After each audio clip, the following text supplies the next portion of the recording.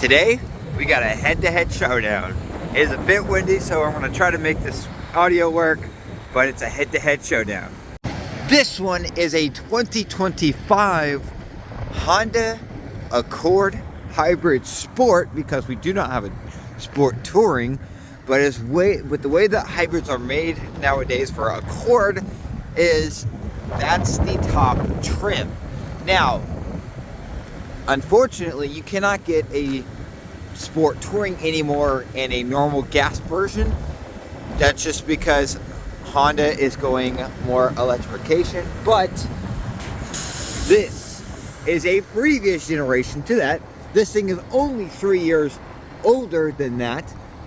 This is an actual Sport Touring model, and as shown right there. Another key difference between both of these cars is the fact that this thing does not come with a turbo whatsoever, whereas this thing comes with a turbo. Let's jump into the new one. You know what? I changed my mind. Let's jump into the old one real quick. And of course, because it's cold outside and the wind is blowing super cold, I have the cars on, so don't mind that.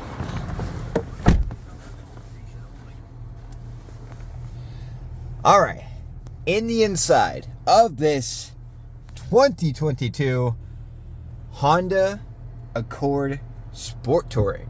This, you're going to get heated and ventilated seats, as well as a button shifter, which is very important. A little hidden cubby where your wireless phone charger goes. A little wooden grain kind of texture to the dashboard. A more laid-back screen. Paddle shifters here and here for fake shifting since it's a CVT. Full leather seats, a moonroof. You are going to get memory seats as well as 10-way adjustable seats. Multiple parking sensors both in the front and in the rear. And so much more. This entertainment system is more for the bigger models, like Passport, Pilot, that sort of thing. The reason why I mentioned a lot of this is a lot of it will change, which you'll see when we go to the newer model. There's also a leather wrap steering wheel right here. A nice smart mirror. And what you can tell with the smart mirror is it's got 3 different buttons here for the for your garage opener. You also get a 911 assistant right there. And just quite frankly, this doesn't seem all that outdated. Let's go to the back. God.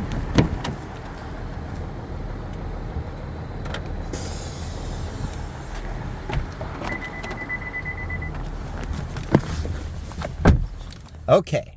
Into the back here we get heated rear seats where the button is on the door, and a USB-A as well as another USB-A. Good amount of space back here, as per the usual, since it is which is oh my god. You get a good amount of space back here, since it is an Accord, which usually, if you don't know Accords, they're kind of the more spacious sedans on the market that are quote-unquote premium. But basically all in all, there's nothing all that much here. Let's go to the trunk.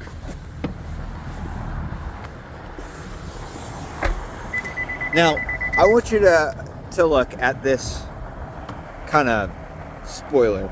You get a little lip extender plus the actual lip here. And into the trunk, an absolutely massive trunk.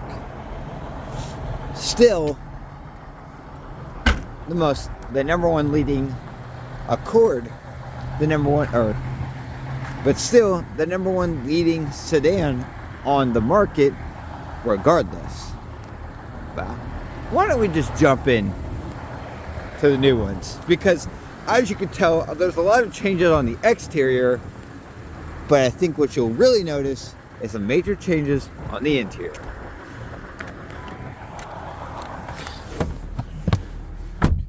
Sitting on into the interior of this one, you can already notice a major change. A lot of major changes. Honda likes to call this the uninterrupted line interior. Now, of course, this is not a sport touring. But since the sport touring over there, this thing is more hybrid. This, unfortunately, is as high as the trim we go, which is a sport. But there's there's a lot more. There are a lot more that this car has to offer. Obviously, this one has heated seats, cloth seats, which look phenomenal. A sunroof, or a moonroof. We still get an SOS kind of thing there. We still get a wireless car charger right there. But look at the infotainment center. The infotainment screen is completely different. A longer, more, I don't know, modern, if you will, kind of screen. A lot of physical knobs here. An actual lever shifter. And a little bit more gadgets, too, right there. This thing is built to be more modern, more flashy, and whatnot. This, however, does not have paddle shifters, but rather these adjust the amount of regenerative brake force, and of course it won't do it since we're not driving, but that changes the amount of brake that the brakes have, so that they will regen the battery that's built into it, since it is a hybrid. But just like that one, let's go to the back.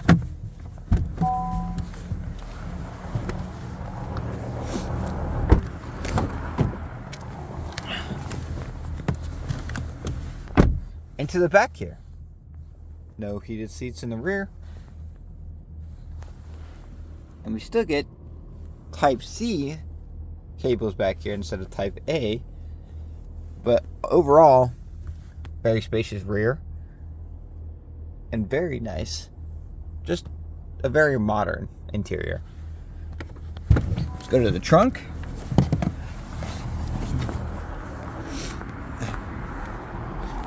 Now, we talked about the spoiler on that car. But look at this. No adjustments to the spoiler at all. Plus, you get a different style of a wing here. In the trunk, you still get a massive trunk, but I don't think it's as wide where it is as long. Also, by the way, this color is the Urban Gray, which is by far my favorite out of all the colors that Honda has to offer. Now, that right there is Honda's way of doing blind spot monitoring. It's blind spot monitoring. But let's hop on in this thing real quick, because this thing has something I'd rather prefer. This used to have a blinker mechanism where a camera sat on that mirror, and every time you hit the right blinker, there would be a camera that would show up on your screen. Of course, things have changed. Unfortunately, a lot of things have changed. Obviously, jumping back in here, you have real paddle shifters here. You have buttons there, a smaller screen there.